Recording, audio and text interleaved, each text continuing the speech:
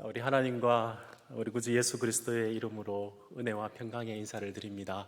대구 서영교회에 함께 와서 이렇게 함께 예배 드리는 것만 해도 참 영광스러운데 이렇게 말씀을 하나님께서 맡겨주셔서 너무너무 감사드립니다. 제가 대구 출신이거든요.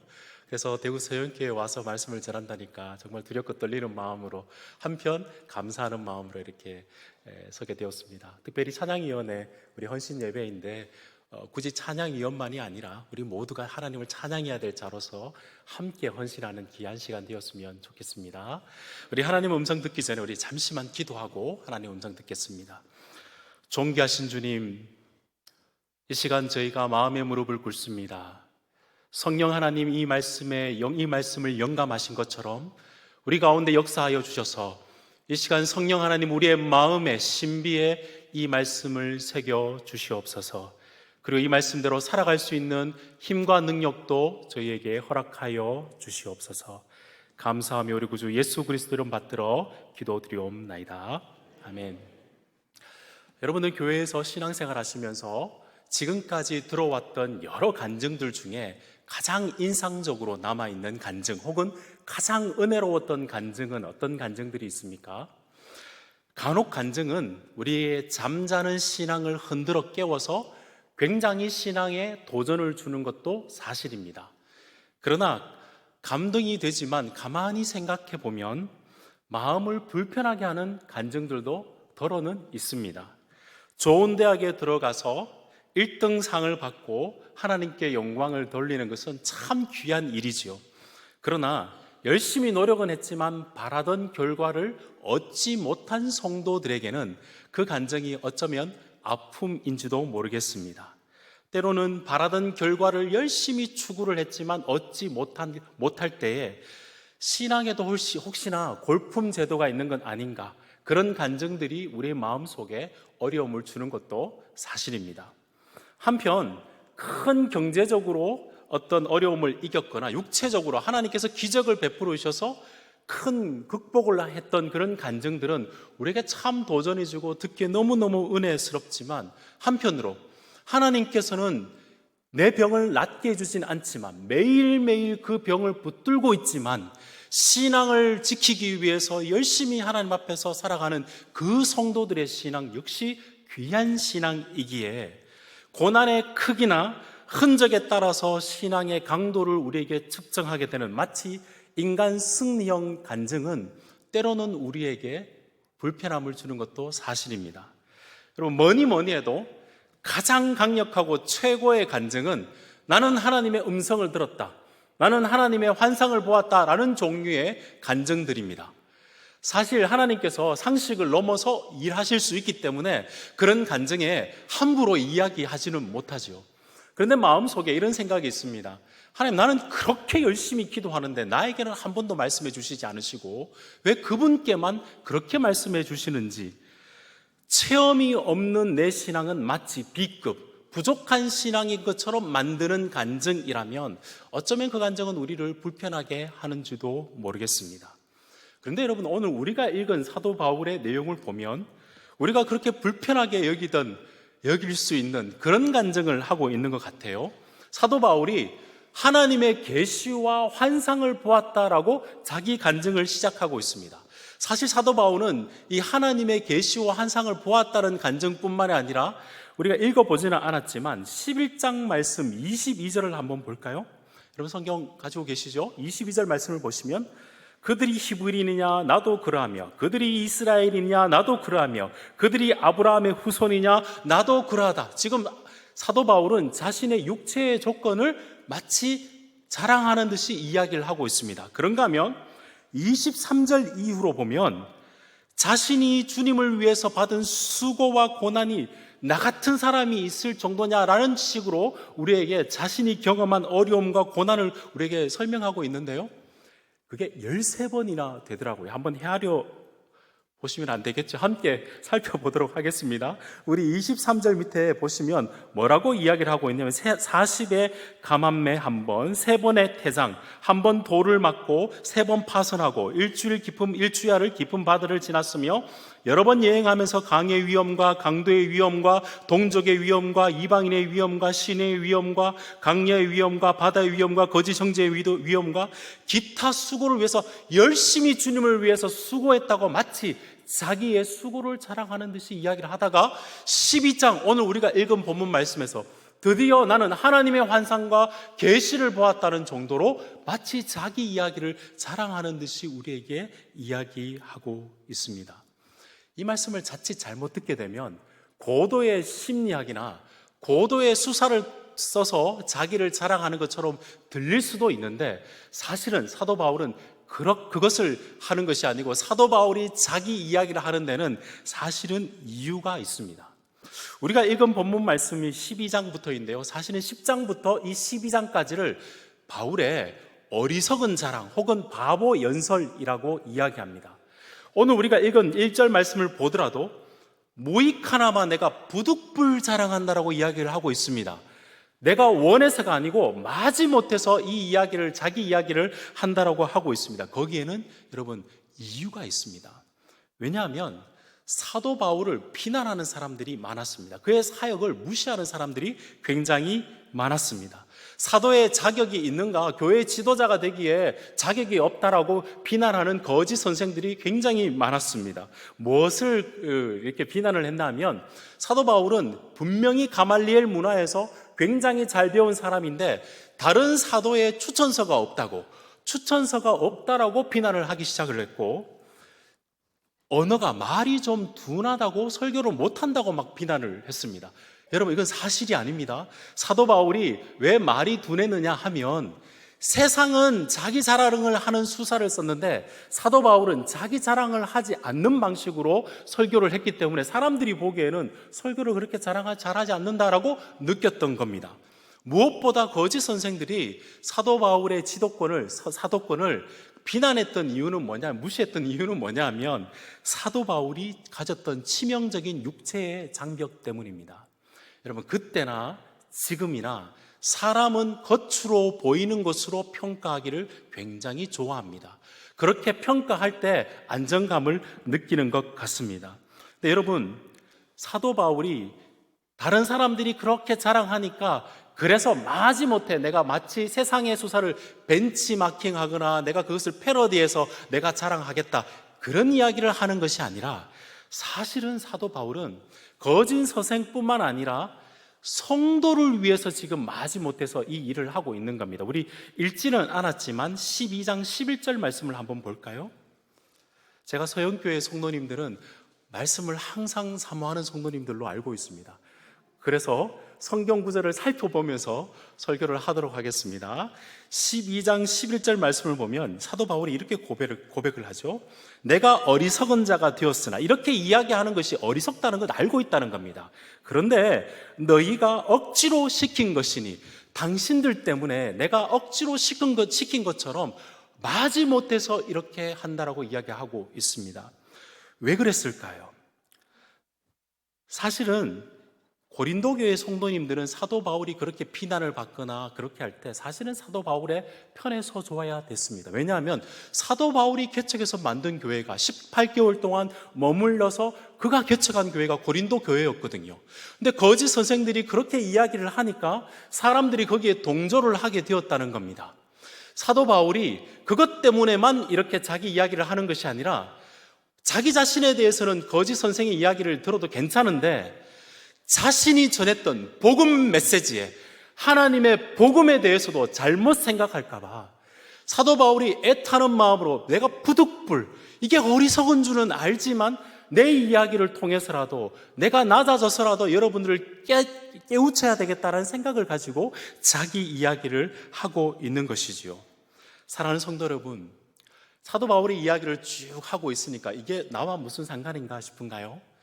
현대 기독교인들이 살아가는 세상에서도 우리는 많은 이런 비난과 우리의 생각들, 우리의 삶의 모습들을 손가락질을 많이 받는 시대를 우리가 살아가고 있습니다. 여러분, 뉴스나 드라마를 보십시오. 꼭 나쁜 일에 멤버로 이렇게 들추어내는 사람이 꼭 기독교인으로 이렇게 선정을 해서 이렇게 하고 있죠. 옛날보다 사람들이 기독교에 대한 폄훼와 손가락질을 훨씬 많이 하고 있습니다. 복음을 전하면, 하나님의 진리의 말씀을 복음을 전하면 모든 사람이 그 말씀을 받는 것은 아닙니다. 그래서 그 말씀을 받기 싫으니까 자칫 그 말씀을 전하는 사람을 공격하는 시대를 우리가 살아가고 있다는 것이지요. 그럼에도 불구하고, 그런데도 세상은 자기 자신을 자랑하면서 이상하게 기독교인들에 대해서는 비난하고 들추어내고 그렇게 손가락질하는 것을 아무렇지도 않게 하는 시대를 우리가 살아가고 있습니다. 그러므로 여러분, 오늘 본문에서 세상에서 복음을 전하며 복음을 살아내면서도 우리가 받는 비난을 받을 때 우리는 거기에 대해서 어떻게 반응하며 어떻게 주님 앞에 신앙인으로서 잘 살아갈 수 있을지, 신앙의 본질을 이해하고 신앙을 지키며 살아가는데 오늘 본문은 굉장히 중요한 교훈을 우리에게 주는 줄로 믿습니다. 세상은 자랑하고 세상은 우리의 약함을 지적하고 있을 때 이 본문을 통해서, 사도 바울의 고백을 통해서 여기에 복음의 역설이 있거든요. 신앙인의 삶의 역설을 매우 아름답게 보여주는 본문이 저는 이 본문이라 생각합니다. 바라기는 이 시대 속에서도 하나님을 찬양하고 신앙인으로 제대로 살아갈 수 있도록 하나님이 바라시는 우리 신앙인의 품새, 신앙인의 삶의 태도, 복음으로 살아가는 것이 어떤 신앙인인지를 우리가 잘 드러내며 주님을 기쁘시게 하는 여러분 되시기를 우리 주님의 이름으로 축복드립니다. 우리 본문 말씀을 자세히 한번 살펴보겠습니다. 12장 1절을 보실까요? 사도 바울은 무익 하나마 내가 부득불 자랑한다라고 이야기를 하며 주의 환상과 계시를 말한다라고 이야기를 하고 있습니다. 2절과 3절 말씀을 한번 볼까요? 제가 여러분을 대신해서 읽어봐 드리겠습니다. 내가 그리스도 안에 있는 한 사람을 아노니 그는 14년 전에 셋째 하늘에 이끌려 간지라. 괄호 안에 보겠습니다. 그가 몸 안에 있는지 몸 밖에 있었는지 나는 모르거니와 하나님은 아시느니라. 내가 이런 사람을 아노니 그가 몸 안에 있었는지 몸 밖에 있었는지 나는 모르거니와 하나님은 아시느니라. 사도 바울은 한 사람을 소개하는데 여러분 조금 이상하지 않습니까? 이건 자기 자신을 이야기합니다. 그런데 한 사람이라고 3인칭을 쓰고 있죠. 내 이야기를 하는 게 아니라 약간 거리를 두어서 객관화해서 어떤 한 사람을 소개합니다. 그리고 난 다음에 그 환상이 얼마나 강력했으면 2번이나 반복을 하죠. 내가 몸 안에 있었든지 몸 밖에 있든지 나는 모르겠고 하나님은 아신다라고 2번이나 반복하고 있습니다. 그가 어떤 환상을 보았는가? 셋째 하늘에 올라갔다라고 우리에게 말씀하고 있습니다. 여러분, 신명기 10장 14절을 보면 유대인들은 하늘을 생각할 때 세 개의 하늘로 생각했습니다. 이렇게 구름이 있는 하늘과 위에 별이 있는 하늘과 세 번째 하늘은 하나님의 임재가 있는, 보좌가 있는 하늘로 생각했습니다. 그러니까 사도 바울이 뭘 지금 설명하고 있는가 하면 자신은 하나님의 임재 앞에, 보좌 앞에 나아갔었다라고 한 사람의 자기 이야기를 1인칭이 아니라 3인칭을 써서 조심스럽게 이야기를 하고 있는 겁니다. 사랑하는 여러분, 한마디로 바울은 놀라운 계시 체험을 했는데 이상하게 세부 사항을 설명하지 않고 그냥 낙원에 간 사람이 있다라고 이야기를 하고 있습니다. 더 주목해서 잘 설명할 수 있을 거예요. 할 수 있음에도 불구하고 그렇게 설명하는 것이 아니라 거기에 관심이 아니라 다른 곳에 관심이 있었습니다. 어디에 관심이 있었는지를 우리가 좀 이따 살펴볼 건데 여러분 이 본문 말씀 보시면서 저는 좀 놀란 게 있습니다.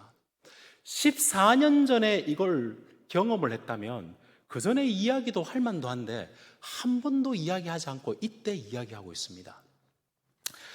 여러분 14년 전에 누가 나를 공격하고 나의 권위와 나를 무시하는 사람들이 있을 때 이런 놀라운 환상을 봤다면 그것도 14년 전에 봤다면 좋은 기회 아닐까요? 요즘 같으면 여러 가지 간증 집회라든지 무슨 기도회, 세미나 가서 열심히 이제 전국 투어하면서 충분히 이야기할 만한 내용들 아닐까요? 이 정도 경험해 본 사람 있습니까? 라고 나를 무시하는 사람을 누를 수 있는 좋은 무기가 아닐까요? 그런데 사도 바울은 거기에 관심이 있는 것이 아니라 오히려 떨어뜨려서 3인칭으로 떨어뜨리고 거기에 대한 세부적인 이야기를 하는 것이 아니라 다른 쪽에 관심을 돌립니다. 우리 5절 말씀을 읽어볼까요? 5절 말씀을 우리 함께 한 목소리로 읽어보겠습니다. 시작. 내가 이런 사람을 위하여 자랑하겠으나 나를 위하여서는 약한 것들 외에 자랑하지 아니하리라. 내가 이런 사람을 분명 자기 자신인 것은 알지만 그 사람을 위해서 그 사람을 자랑하는 것이 아니라 나는 약한 것들을 자랑하리라, 이렇게 이야기합니다. 여러분, 만약에 사도 바울의 제자가 이런 이야기를 들었다면 어떻게 반응했을 것 같습니까? 사도 바울 선생님, 이번이 조로의 찬스 아닙니까? 딱 한 번만 자기 자신에게만 집중해 보시면 좋겠습니다. 다른 사람이 그렇게 무시하지 않습니까? 이번에 확실히 콧대를 꺾어줘야 됩니다 라고 그 제자들은 이야기했을지도 모르겠습니다. 하지만 14년 전에 신비한 계시 체험을 받은 그 사도 바울은 이 자신의 경험을 무기 삼지 않고 오히려 약함을 자랑하겠다라고 이야기를 하고 있습니다. 굉장히 독특한 그의 삶의 그리고 신앙의 관점인 것이죠. 그리고 6절에서 이렇게 이야기합니다. 내가 만일 자랑하고자 하여도 어리석은 자가 되지 아니할 것은 내가 참말을 함이라. 사실이기 때문에 사실 이렇게 이야기해도 괜찮다라는 것 내가 알고 있다라고 사도 바울은 이야기하고 있는 거죠. 그러나 사도 바울이 뭐라고 이야기하는지 여기서 잘 봐보십시오. 누가 나를 보는 바와 내게 듣는 바에 지나치게 생각할까 봐 두려워 그만두노라. 다른 사람이 보고 듣기에 내가 생각하는 바와 바를 넘어서 지나치게 나를 생각할까 봐 나는 그만두겠다라고 이야기를 하고 있는 겁니다. 바울은 삶의 신비로운 체험을 통해서 사람들의 콧대를 낮추거나 인정을 받거나 바울이 가진 경험으로 다른 사람으로 종교적인 권위를 입는 것에 관심이 있었던 게 아니었습니다.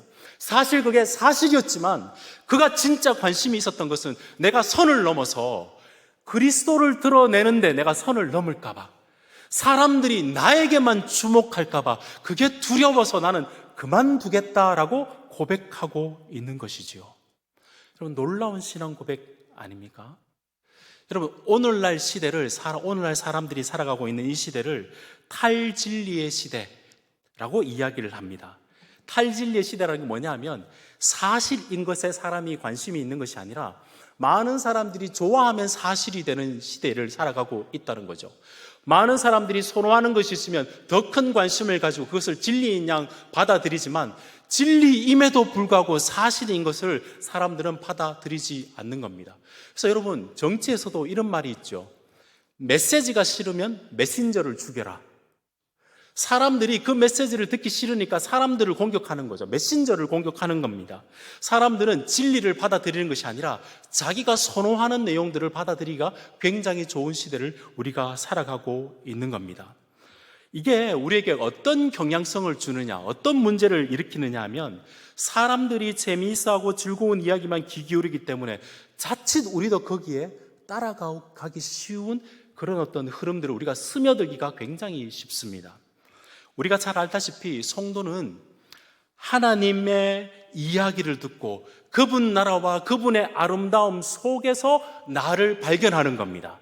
그런데 오늘날 문화 속에서는 내 이야기와 내 삶이 중요해서 하나님을 내 삶 속에서 사용하는 듯이 살아가기가 굉장히 좋은 시대를, 그런 경향성이 있는 시대를 우리가 살아가기가 쉽다는 이야기입니다. 여러분, 한국계 독일 철학자 중에 한병철 씨라는 분이 계십니다. 이분은 고려대를 나왔는데 기계공학인가 공부를 하러 가셨다 독일에 가서 유명한 철학자가 되었는데요. 그분의 책은 나올 때마다 베스트셀러가 되는데 그분이 최근에 쓴 책 중에 서사의 이야기의 위기라는 책이 있습니다. 많은 사람들이 드라마 좋아하고 이야기를 좋아하는데 이야기를 좋아하면서 실제 이야기는 위기, 잊어버리는 시대를 살아가고 있다고 이야기합니다. 자기에게 좋은 이야기는 다 좋다라고 이야기를 하지만 하나님 나라 큰 이야기는 잊어버리고 스토리텔링을 통해서 우리가 어떻게 하면 하나님 나라를 살아갈 수 있을까, 거기에 공명이 되고 그 나라를 꿈꾸는 것이 아니라 내 이야기를 스토리를 셀링하는 시대를 살아간다고 이야기합니다. 그래서 여러분, 페이스북이나 인스타그램 하시는 분이 계시죠? 전부 다 하는 것을 보면 더 큰 이야기보다는 다 자기 이야기에 좋아요를 누르기 위해서 해시태그를 거고 그렇게 해서 그것이 기본인 시대를 우리가 지금 살아가고 있다는 것이죠.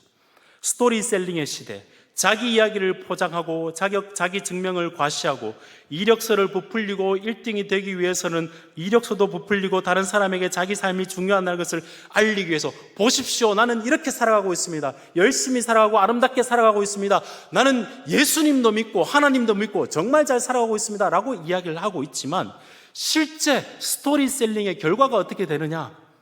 빚더미에 허덕이는 가짜 부자가 많고 보톡스와 성형수술로 외모를 가꾼 가짜 미인도 많고 운동 능력이 떨어지면 항상 약물을 취하는 가짜 운동선수도 많고 유튜브에 가짜 유명인도 많고 성적을 부풀린 가짜 학생도 많고. 여러분, 저는 페이스북을 하거든요. 5천 명 가까이의 친구들이 있지만 저는 그 친구들 다 모릅니다. 가짜 친구들도 굉장히 많습니다. 사랑하는 성도 여러분, 제가 왜 이런 이야기를 여러분에게 드리고 있을까요? 이처럼 자기를 높이며 자기를 증명하며 이야기하는 스토리셀링 시대 가운데 그리스도인들이 품어야 될 그리스도인의 기본 품새, 태도는 무엇일까요? 진짜 우리가 그리스도를 사랑하는 성도라면 참된 성도는 자기 자신을 자랑하지 않습니다. 세상이 다 자기를 사랑하기 때문에 은근슬쩍 나도 자랑하는 것이 아니라 오히려 세상이 자기를 다 자랑하기 때문에 나는 그리스도만을, 나를 자랑하지 않았고 그리스도만을 자랑해서 그럼으로 인하여서 세상과 차별화되어 살아가는 것이 참된 성도의 모습인 줄로 믿습니다. 바울은 정말 자기를 자랑할 수 있는 무기가 있었습니다. 그런데 그것으로 자랑하지 않았습니다. 왜냐? 그리스도를 자랑하는데, 그리스도를 높이는데 행여나 내가 오히려 방해가 될까봐 그가 자기 이야기를 그만두었다는 사실을 여러분 꼭 기억하셨으면 좋겠습니다. 어쩌면 이 시대 문화 속에서 우리가 가지는 가장 큰 도전이자 유혹이 이것이 아닌가 싶은 생각이 듭니다.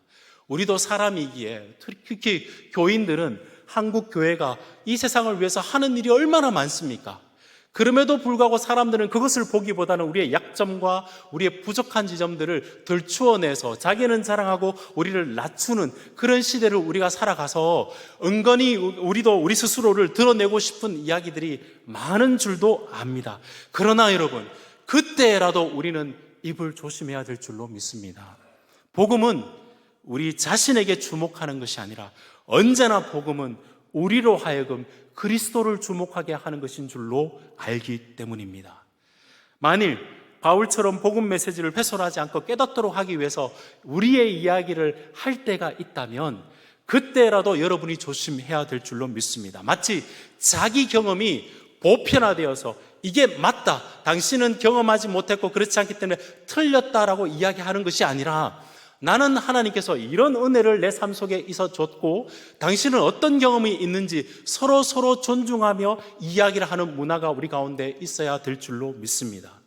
무엇보다 여러분이 받은 은혜를 조금이나마 내가 받은 은혜는 나의 공덕과 나의 노력 때문에 하나님께서 이거를 베풀어 오셨다고 은근히 자신의 노력을 들추어내는 그런 모습은 굉장히 위험할 수 있다는 사실을 여러분 기억하시면 좋겠습니다.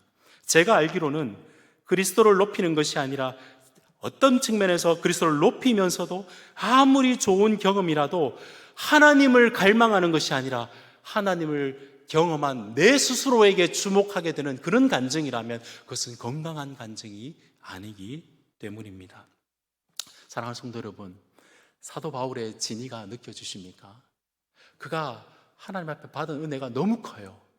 거짓 선생들이 했던 그 공격들이 너무나 아프지만 그럼에도 불구하고 그는 자기의 경험과 자기의 자신됨을 들추어내지 않고 오히려 그리스도를 높이기 위해서 성도들이 복음을 잘 알도록 하기 위해서 자신의 약함을 들추어내겠다라고 이야기하는 이 사도 바울의 진심이 저는 여러분의 진심이 되기를 우리 주님의 이름으로 축복드립니다.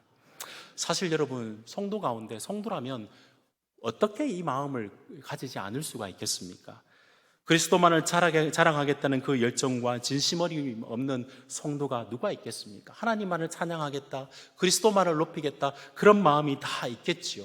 그런데 여러분, 강단에 서서 설교하는 저도 간혹 생각해보면 이 이야기만 하면 성도님들한테 소위 먹힐 건데 내 이야기, 내 자랑이 하고 싶었 그런 유혹들이 저에게 있습니다. 어떨 때는 그런 유혹들에 이기지 못해서 강단에서 자기 이야기 할 때도 참 많았습니다. 우리가 이렇게 오직 그리스도만 드러내고 싶은 생각이 있어도 우리가 세상의 유혹 때문에, 세상의 풍조 때문에 쉽게 넘어가 버리는데, 만약에 아무 생각 없이 이 땅에서 살아가면서 세상이 자기 자랑을 하기 때문에 우리도 자랑을 한번 해보자 라는 마음으로 따라간다면 정말 복음을 잘 전해질 수 있을지 우리는 심각하게 생각해 볼 필요가 있습니다. 교회 다니는 성도들이 세상에서 너무 무시당해서 기독교를 무시하고 그리스도인들의 지역과 세상을 위해서 선한 인들을 사람들이 이해하지 못해서 내가 내 이야기와 우리 교회의 이야기가 정말 자랑하고 싶다, 정말 귀한 마음이지만 항상 우리가 기억해 봐야 될 것은 행여나 그것이 내 자랑이 될까 봐 오직 그리스도만을 높여드리고 싶은 여러분의 그 진의와 신앙의 진정성에 가려질까 봐 노심초사 정말 그리스도만 높이는 그런 교회 되기를 원하고 그런 성도가 되기를 원합니다라는 그 마음들이 여러분 가운데 굳건히 세워지기를 우리 주님의 이름으로 축원드립니다. 여러분, 혹시 이 설교로도 그래도 사도 바울은 자기 이야기 했지 않습니까? 그러니까 목사님, 나도 그런 이야기 하면 안 될까요? 다시 한번 말씀드립니다. 세상의 풍조를 모방해서도 아니었습니다. 성도들을 살리기 위해서였습니다. 복음이 복음되게 드러나도록 하기 위해서입니다. 사도 바울은 세상 방식 때문에 자기 자랑을 하는 게 아니고 사실은 이게 어리석다는 걸 알았어요. 그런데 그가 이렇게 자랑할 수 있었던 것은 성도에게 맞춘 것입니다.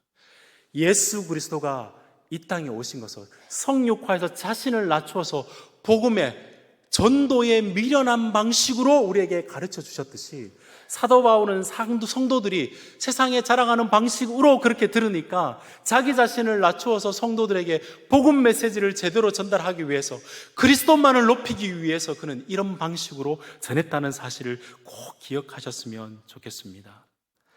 특별히 제가 이런 말씀을 드려도 참 조심스러운 마음이 드는 것이 사실입니다. 왜냐하면 제가 책을 한 권 읽었는데요, 이 책이 참 아이러니하고 비판적인 책입니다. 제가 찰스 메릴 스미스라는 사람이 쓴 책인데요, 이 제목이 참 재밌습니다. 신앙인이 되지 않고 어떻게 교회에 인정받는 지도자가 될 수 있을까? 쉽게 말해서 믿지 않고도 교회의 지도자가 되는 법, 이렇게 적혀 있습니다. 차는 절대로 비싼 차를 사지 말고 찬송가는 복음 찬송가만 부르고, 이런 내용들이 쭉 나오다가 제일 마지막에 성도들이 하는 말에 아멘 아멘 하나님의 은혜이지요, 그리스도 때문입니다, 오직 그리스도 때문입니다만 하면 신앙을 제대로 가지지 않고서도 리더가 될 수 있다라고 조심스럽게 비판해서 돌려서 우리에게 말하고 있는 것이죠. 여러분, 제가 왜 이야기를 드리는 것 아시겠죠? 심지어 우리가 말하면서도 은혜다, 그리스도다라고 이야기를 하고 있으면서도 여전히 우리의 마음속엔 우리됨이 있어서, 죄성이 남아 있어서 우리를 들추어내고 싶은 그런 마음들이 있기 때문에 다시 한번 이 말씀 앞에서 내가 받은 은혜가 더 크다는 것으로 다른 사람을 차별하는 것이 아니라, 내가 받은 은혜가 이렇게 큼에도 불구하고 나는 그리스도만을 높이고 싶은 하나님, 내가 진정 이 시대에 하나님의 복음 사역자이자 복음을 아는 성도로 살아가고 싶습니다 라는 것으로 드러나는 우리 서현교회의 모든 믿음의 권속들이 되시기를 우리 주님의 이름으로 축복드립니다. 그런가 하면 세상의 방식에서 자기를 자랑하지 않는 것은 참 소극적인 방식인데, 적극적인 방식으로 그리스도를 드러내는 방식이 있는데요, 7절 말씀에 사도 바울이 이렇게 이야기를 합니다. 이것은 자신의 약함을 자랑하는 내용들입니다. 우리 이 7절 말씀을 한번 같이 읽어볼까요? 7절 말씀입니다. 시작. 받은 것이 지극히 크므로 너무 자만하지 않게 하려고 내 육체의 가시 곧 사탄의 사자를 주셨으니 이는 나를 쳐서 너무 자만하지 않게 함께 하려 하심이라. 지금 사도 바울은 내 스스로를 자랑하지 않겠다라고 이야기하고 7절부터는 나의 약함을 자랑하겠다라고 이야기하는데, 여러분 바뀌신 게 보이십니까? 위에서는 어떤 한 사람이라고 3인칭으로 쓰다가 약함을 자랑하기 위해서는 내가 그렇다, 내가 약하다, 나에게는 가시가 있다라고 사람들이 비난했던 그 가시를 들추어냅니다. 그리고 사도 바울이 이야기하는 바가 뭐냐 하면, 하나님께서는 나에게는 계시 체험과 가시 체험을 함께 패키지로 주셨는데 그 이유가 뭐냐라고 이야기를 하면서 앞에서 자기의 경험을 2번 강조했죠. 내가 몸 안에 있든지 몸 밖에 있든지 똑같이 2번을 강조를 하는데 뭐라고 이야기를 하냐면 내가 너무 자만하지 않도록 하기 위해서, 내가 너무 자만하지 않도록 하기 위해서 하나님께서는 이 가시도 함께 주셨다라고 이야기를 하고 있습니다. 사실 학자들이 이 가시의 정체가 뭔지에 대해서 너무너무 많이 궁금해 하더라고요. 저도 한번 살펴봤거든요. 제가 살펴본 종류들만 다 한번 나열해 보겠습니다. 귀통증, 편두통, 말라리아, 히스테리, 저연골증, 담석, 통풍, 류머티즘, 좌골신경통, 위염, 나병, 난청, 치과질환 또는 신경쇠약. 제가 찾아본 자료만 이렇습니다.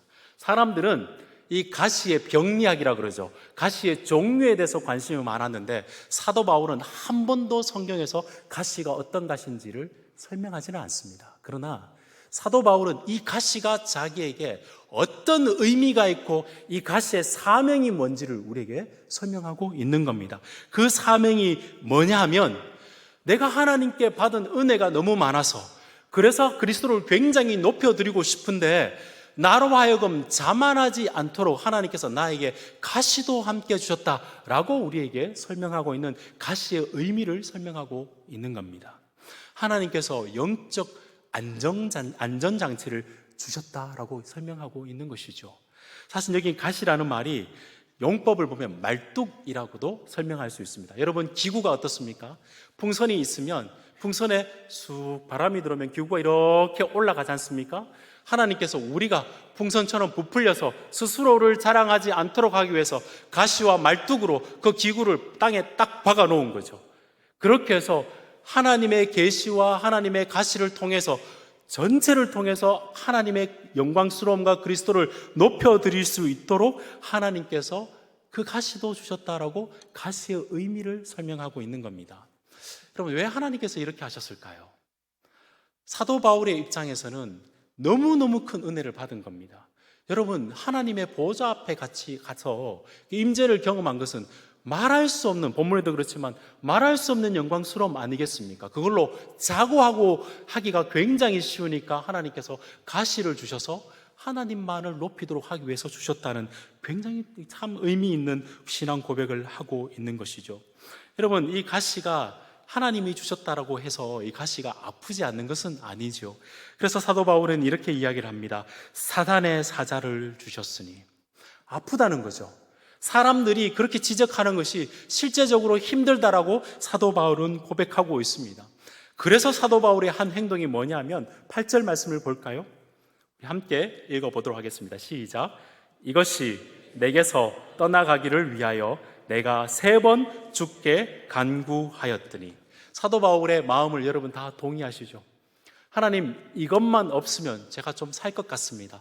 이것 없으면 주님 위해서 잘 살고, 이것 없으면 정말 하나님의 영광을 드러내기가 좋을 테니 하나님 이거 없애주십시오라고 3번을 기도했습니다. 그때 하나님의 응답이 무엇이죠? 이 말씀은 제가 여러분을 대신해서 읽어봐 드리겠습니다.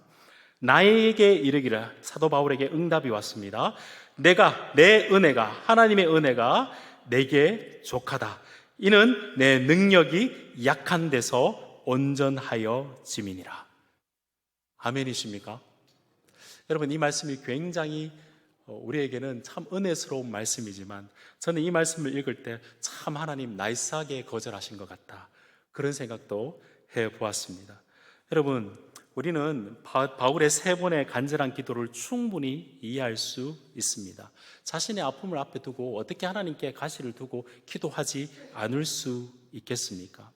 우리는 은연중에 내 삶의 가시 때문에 하나님의 은혜가 드러나는 것이 방해된다 생각할 때가 꽤 있습니다. 근데 가만히 생각해 보면 하나님은 그 가시를 없애주실 때도 있으시지만 그 가시 때문에, 그 가시에도 불구하고 역사하시는 하나님의 역사하심을 여러분은 믿으십니까? 물론 하나님께서 없애주시는 것이 우리가 간절히 원하는 바이지만 때로는 그 가시를 없애지 않으시고 그 가시 때문에 일하셔서 정말 하나님의 강력한 은혜를 우리에게 보여주실 수도 있다는 것을 믿는 것이 성도의 신앙인 줄로 믿습니다. 우리는 약할 때 하나님 나를 한번 강하게 해주십시오 라고 이야기를 해서 내가 강해져서 하나님께 열심히 열심히 섬겨서 하나님을 높이겠다 생각할 수 있지만, 때로는 하나님께서 너는 약하지, 그러나 너의 약함은 그대로 두겠지만 너의 삶을 통해서 나의 강함을 들추어내서 하나님이 얼마나 강하게 역사하시는지를 보여주는 기회로서 하나님께서 이 가시를 우리에게 허락할 수 있다는 사실을 여러분 꼭 기억하셨으면 좋겠습니다. 제가 이 말씀을 준비하면서 이거 부득불 자랑한다는 이야기 때문에 저도 부득불 자랑 한번 하겠습니다. 오해하지 마십시오. 저는 신장이 안 좋아서 투석을 7년 동안 했습니다. 그리고 하나님의 은혜로 이식을 해서 이제 지금은 괜찮게 되었습니다. 저는 직장생활 하다가 하나님의 부름을 받고 신학교를 갔거든요. 직장생활도 괜찮은 직장이었습니다. 그럼에도 불구하고 그렇게 갔을 때 하나님께서 이거 왜 이렇게 하십니까, 하나님? 나 정말 주님을 위해서 부름받았고 열심히 살고 싶은데 이것만 없애주면 하나님 좋잖아요.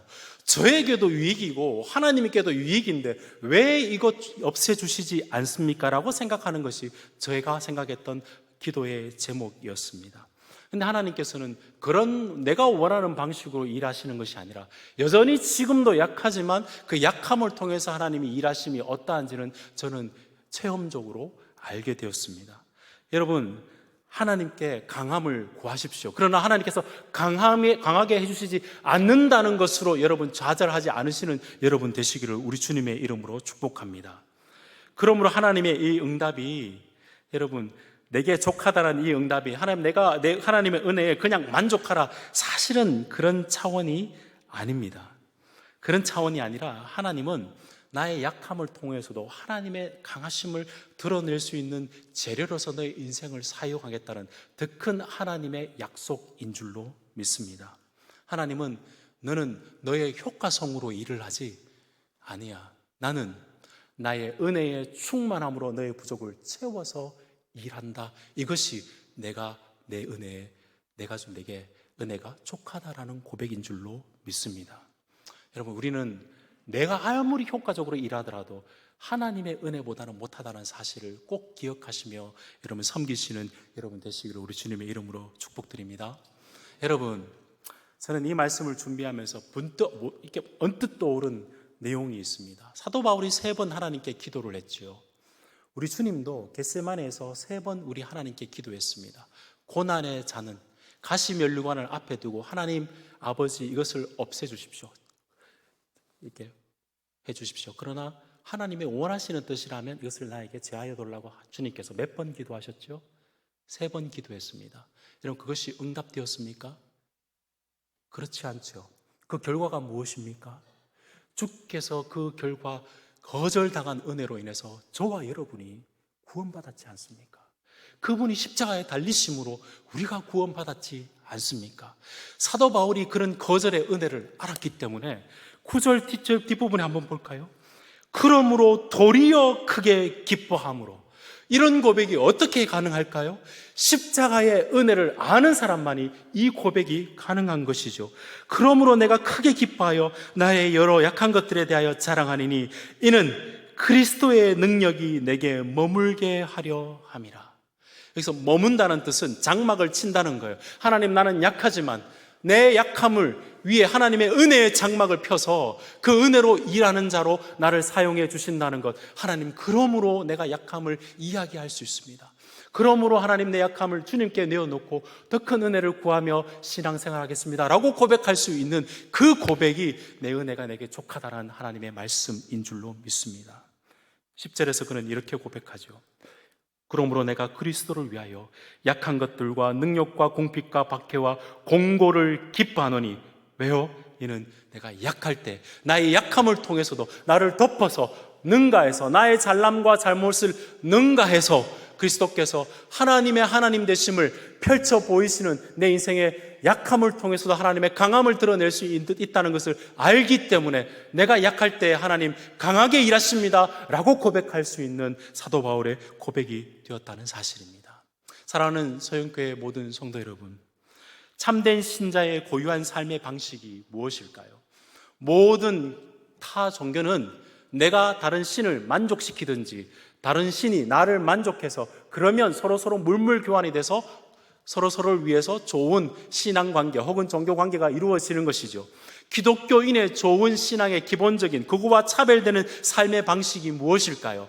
하나님께서 나에게 다 베풀지 않으시고 가시가 있고 약함이 있고 세상 가운데 손가락질 당한다 할지라도 하나님은 그 약함을 능가해서 은혜로 채워서 일하실 수 있는 하나님의 강함이 있기 때문에 하나님 나의 약함을 통해서도 주님의 아름다움이 드러나게 하여 주옵소서, 주님의 강함이 드러나게 하여 주옵소서라고 고백할 수 있는 그 사람이 바로 참된 신앙인인 줄로 믿습니다. 우리가 하나님께 구원받았을 때 나의 무능함을 전적으로 타락했고 무능함을 고백하였을 때 하나님의 전적인 은혜를 경험할 수 있었던 것처럼 우리가 약함을 고백할 때 하나님의 강함을 경험할 수 있기에 주여 내가 그리스도를 위해서 받는 모든 약함도 내가 그것으로도 기뻐할 수 있습니다 라는 고백을 하실 수 있는 저와 여러분이 되시기를 우리 주님의 이름으로 축복드립니다. 사도 바울은 주님의 종으로 진정성을 자신이 할 수 있는 무기를 들은 것이 아니고 자기의 약함을 들추어내어서 그리스도 때문에 받는 약함을 들추어내어서 그것을 통해서 일하시는 그리스도 하나님을 높여드렸습니다. 내가 약해져서 남을 강하게 만드는 방식이 십자가의 방식입니다. 여러분 예수 그리스도의 십자가를 믿으시지요? 반응이 없으시네요. 예수 그리스도의 십자가를 믿는 것과 예수 그리스도의 십자가로 살아가는 것은 차이가 날 수도 있습니다. 여러분에게는 십자가가 어떻습니까? 저는 십자가를 지렛대로 생각합니다. 하늘 보좌에 계셨던 우리 하나님이신 예수 그리스도가 이 땅에 하강하셔서 낮아지시고 약해져서 우리를 천상의 존재로 만들어 주셨습니다. 이미 벌써 복을 받았죠. 그것이 우리에게 복음 아니겠습니까? 그러면 십자가로 살아갈 때 우리는 그리스도를 닮아서 우리가 낮아지고 우리가 약해짐으로 인해서 주위에 있는 성도들이 높아지고 주위에 있는 다른 사람들이 살아나는 방식이 주님의 십자가의 지렛대의 방식인 줄로 믿습니다. 주님 닮아서 주위에 있는 사람을 살리는 방식. 그래서 하나님 나의 가시도 주님께서 사용하시고 나의 약함도 주님께서 사용하셔서 주위에 있는 사람을 살려내는 방식으로 그렇게 주님께서 사용하게 해달라고 기도할 수 있는 성도들, 그것이 참된 성도의 삶의 기본 양식인 줄로 믿습니다. 왜 그럴까요? 저는 이 말씀 준비하면서 그런 생각을 해봤습니다. 우리가 이 말씀을 제대로 받을 때만 주위에 있는 사람을 제대로 사랑할 수가 있겠구나. 내같이 약한 자도 주님께서 사랑하셔서 천상의 존재로 만들어 주셨는데 살펴보면 인생 가운데 어려움과 가시가 없는 사람이 누가 있습니까? 그럴 때에도 그 사람을 바라보며 그분도 주님께서 사랑하셔서 그 약함을 통하여서 역사하시는 주님이 그분의 주님이시기 때문에 그분을 품고 그분을 사랑할 수 있는 존재가 된 것이 진짜 우리가 약할 때 강함의 존재로 살아갈 수 있는 것이 아니겠습니까? 마틴 루터라는 좋은 신학자가 있었죠. 여러분 잘 아시는 신학자인데요, 그는 좋은 신학자가 되기 위해서는 기도와 말씀과 묵상 이외에 한 가지가 더 필요한데 실현이 좋은 신학자를 만든다. 근데 저는 좋은 그리스도인도 마찬가지라 생각합니다. 말씀 묵상과 기도는 기본적인 것이고요, 우리의 인생에 어떤 삶의 조건이든지 하나님은 가시를 통해서도 하나님은 영광을 받으신다. 나의 약함을 통해서도 그리스도의 강함이 드러난다. 그러므로 이 땅 가운데서 우리가 소망을 잃지 않을 이유는 내 삶 속의 약함도 하나님의 손에 딱 붙들렸을 때는 하나님의 능력을 드러내는 그 존재로 살아갈 수 있기 때문에 주위에 있는 약한 우리 성도님들 바라볼 때도 하나님의 강하심을 드러낼 수 있는 존재라는 그 마음이 있기 때문에 그 소망으로 살아갈 수 있는 사람이 진짜 참된 성도인 줄로 믿습니다. 주에서 크리스찬으로 살아가는 것이 참 힘들다, 참 어렵다, 그렇게 세상을 향해서 절망하고 그렇게 분석하시는 분들이 많습니다. 맞습니다. 현상은 그럴 수 있지만 진짜는 그게 아닙니다. 현상 속에 함몰되지 않고 내 약함을 내려놓고, 약함을 내려놓는다는 건 무슨 말일까요? 약함을 자랑한다는 말은 더욱더 그리스도의 은혜를 구하겠다는 이야기 아니겠습니까? 나를 통해서도 일하시는 하나님의 그 은혜를 더욱더 사랑하며 살아가는 자에게는 이 약함을 통해서도 이 시대 가운데서도 하나님께서 왕성하게 일하실 줄로 믿습니다. 말씀을 맺도록 하겠습니다. 미술학자인 심상용 씨가 자신의 그 적은 책을 하나 적었는데요, 제가 그 책을 읽다가 깜짝 놀란 부분이 있습니다. 그 책 제목이 예술, 상처를 말하다라는 제목인데요. 거기를 보면 예술에도 두 가지 종류가 있다고 합니다. 첫 번째 종류는 강함의 예술, 다른 것은 약함의 예술인데요. 강함의 예술은 어떻게 하는 거냐면 자신이 그림을 그리거나 무엇을 해서 자신의 위대함과 탁월성과 유명세에, 그래서 대중성을 추구해서 고가의 상품을 파는 것을 강함의 예술이라고 하고요. 약함의 예술을 하시는 분은 어떤 분이시냐면 언제나 약하고 상처받기 쉬운 사람의 마음을 잘 알고 도전과 모험을 감수를 하되, 이 도전과 모험은 믿음만이 있어야 이 도전과 모험을 할 수 있기 때문에 그 믿음을 가지고 예술을 하는 사람이다라고 이야기를 하고 있습니다. 이분이 마치 목회자처럼 이렇게 글을 쓰는데요. 제가 이 글을 보고 깜짝 놀랐습니다. 여러분 함께 나눠 보겠습니다. 믿음은 약하고 상처받기 쉬운 영혼에게 특별히 중요합니다. 어려움은 강자에게는 자신의 힘을 사용할 기회이지만 약자들에게는 믿음만이 자신이 유일하게 사용할 수 있는 자산임을 확신하는 계기가 되기 때문입니다. 약자에게는 고통과 상처가 더 좋은 믿음의 조건이며 그렇게 해서도 비옥한 예술의 결과를 나타냅니다. 놀랍게도 역사상의 좋은 예술은 약하고 상처받은 영혼이 믿음이라는 나약하게 보이는 그 힘에 의해서 지금까지 위대한 예술이 흘러온 이유는 그것 때문입니다 라고 이야기를 하고 있습니다. 사랑하는 성도 여러분, 사실 우리가 이런 약함의 예술을 하시는 분들은 아닐까요? 주님 보시기에 우리가 강하면 얼마나 강하고 우리가 위대하면 얼마나 위대하겠습니까? 주님 앞에서 비록 주님 나는 약하지만 나를 천상의 존재로 미리 만들어주시고 이 땅 가운데 흠 있고 나약한 부분도 주님의 손에 잡혀서, 주님의 붓에 잡혀서 내 인생을 그려갈 때 아름다운 믿음의 예술 작품을 남길 수 있는 약함의 예술을 하는 사람이 저는 성도들이라 믿습니다. 디트리 보네포는 자신의 어려움 삶 속에서도 이렇게 고백했습니다. 하나님, 내가 무기를 들지 않을 힘을 주옵소서. 내 자신과 내 자신을 자랑하지 않을 그 무기를 내려놓는 힘을 주시옵소서. 무기를 들 수 있는 힘이 아니라 무기를 들지 않을 힘을 주옵소서. 그 힘이 어디에서 나오겠습니까? 오직 그리스도를 믿고 그리스도를 자랑할 수 있는 사람만이 자기 자신의 무기를 들지 않고 자기 자신의 무기를 내려놓는 사람이라 믿습니다. 이 말씀을 들으시면서 여러분들은 사도 바울은 계시 체험이라도 했지 나는 계시의 계자도 보지 못했다, 하나님께서 환상과 계시를 보여주지 않으셔서 계시의 계자도 못 받았다라고 생각하시는 분이 있다면 다시 생각해 보십시오. 여러분, 이 말씀에 가시가 나오듯이 우리는 우리를 위해서 가시 면류관을 쓰신 예수 그리스도가 계시지 않습니까? 그분 때문에 우리가 천상의 존재가 되었다면 우리는 벌써 그 계시 체험을 하며 살아가는 자들 아니겠습니까? 이 땅 가운데 천상의 존재가 이미 되었기 때문에 그 계시로 인해서 그 계시를 받아서 복음 계시로 우리가 천상의 존재가 되었기 때문에 이 땅 가운데서 우리가 아무리 어렵고 힘들다 할지라도 이것을 통해서도 하나님께서 역사하시는 하나님의 강함이 있기 때문에 나는 그 강함을 붙들고 이 세상에 나아가서 담대히 살아가겠습니다라고 고백할 수 있는 저희 서영교회와 여러분 되시기를 우리 주님의 이름으로 축복드립니다. 기도하겠습니다.